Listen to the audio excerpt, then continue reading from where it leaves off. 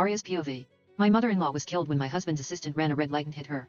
Yet somehow, the court ruled that she was just trying to scam some money. Still trying to defend her, I filed 3 lawsuits but also lost all 3. Just as I was about to appeal for the 4th time, I discovered that her body had been stolen. I was about to call the police when my husband Caleb Morgan, a lawyer, showed up and tossed $2,000 onto the table. You should already know, he said coldly, I've never lost a case. No matter how much evidence you think you have, your mother's lawsuit will never win. If I said your mom was faking it, she's faking it. All your appeals are just your way of trying to squeeze out more compensation. But don't bother, I already had her body sold on the black market and got 2 grand for it. Consider that as the full value of her life. And stop bothering Brielle. That was when it hit me. He thought it was my mother who died. I pushed the money back toward him.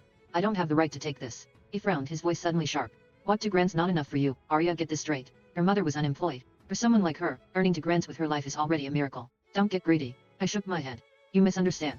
I mean, you should be the one keeping this money. Caleb's brows knitted tightly, disgust flashing across his face. Are you out of your mind?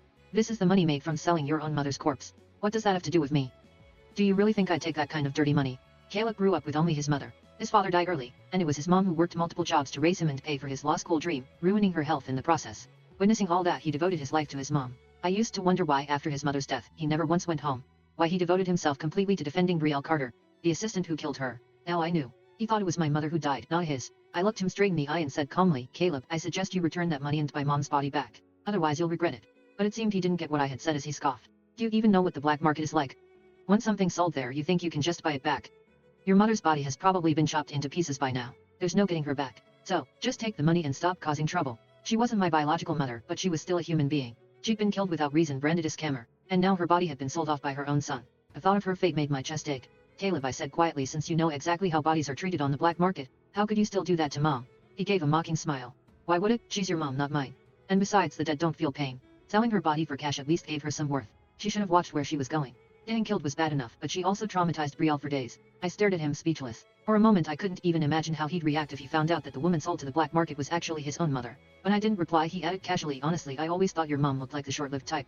Even if she hadn't been hit, she wouldn't have lasted long. So, just take the money and be grateful. Arya's POV.